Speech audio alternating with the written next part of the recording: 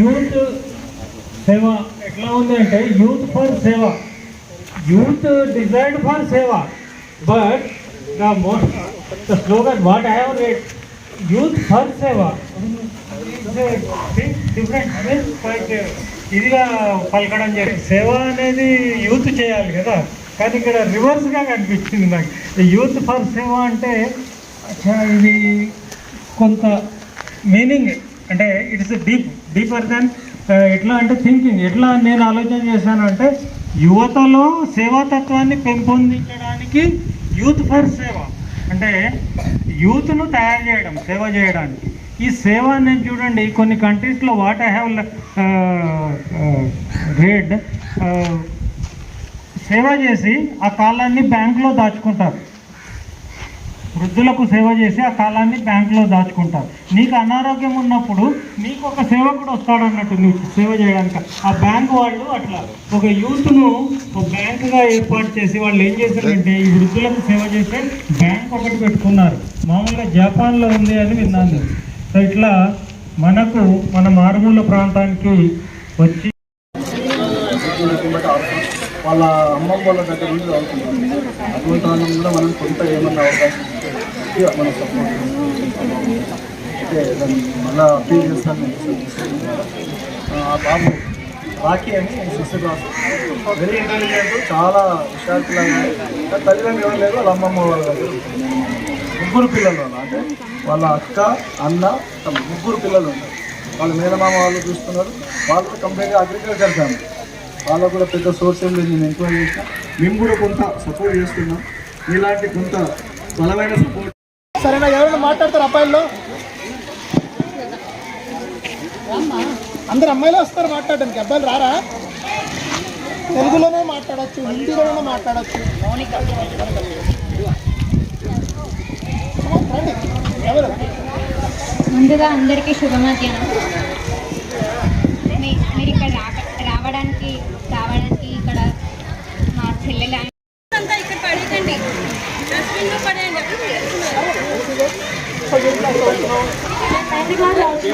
English medium చదువుతున్నాను. Favourite subject English ఇంకా Telugu.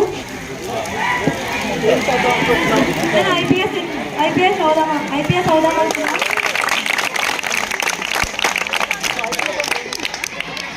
Indian police service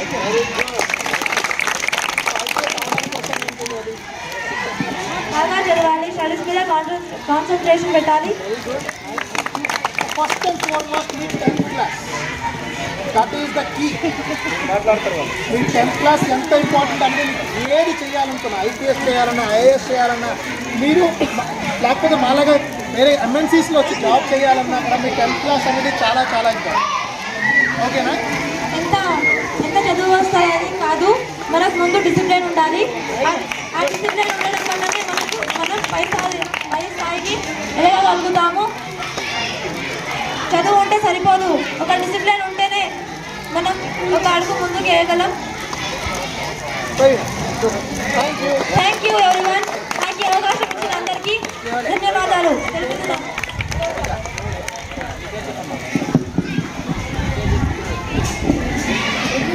Good afternoon, Farhan. My name is Kavita. I am studying in 10th class.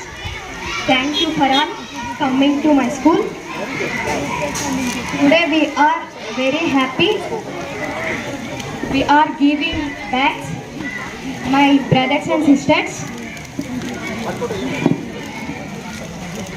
And 6th and 7th. We want lab material and solar system and drinking water, computers. Very nice. Thank you. మనం ధైర్యంగా మాట్లాడేది చాలా important. చదువుకుంటే సరిపోదు, general knowledge ధైర్యంగా.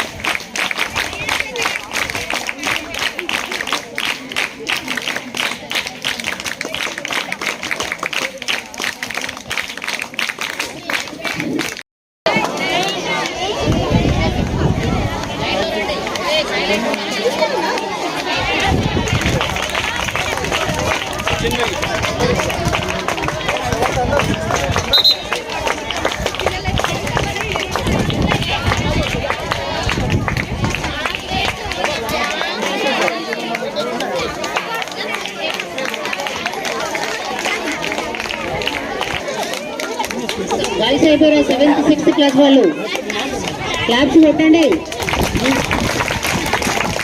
Next boys 6th class boys రండి. 6th class boys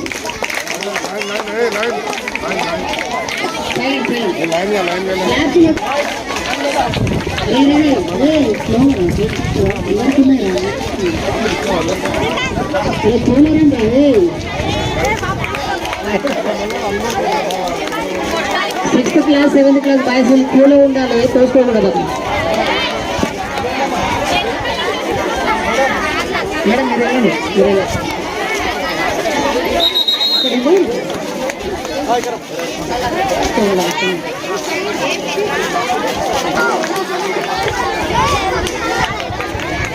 మిగతా వాళ్ళు సైలెన్స్గా ఉండాలి. ఎవరెవరు అల్లరి చేస్తున్నాం మేము అబ్జర్వ్ చేస్తున్నాం, తర్వాత ఇబ్బంది ఉంటుంది. కొంచెం ఎంకరేజ్ చేయడానికి ట్రై చేయండి, కానీ మాట్లాడదు మాట్లాడండి. క్లాప్స్ కొట్టండి, కాదు ఓ రిధంలో కొట్టండి, కొడతారు కదా మనం. క్లాప్స్ కొట్టండి, కొట్టరా అదే కొట్టండి. త్వరలో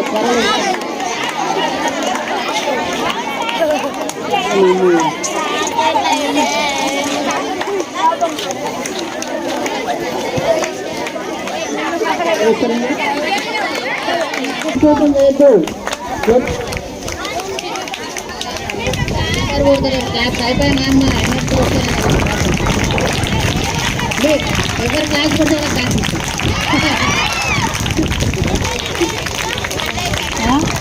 ఇస్తాం.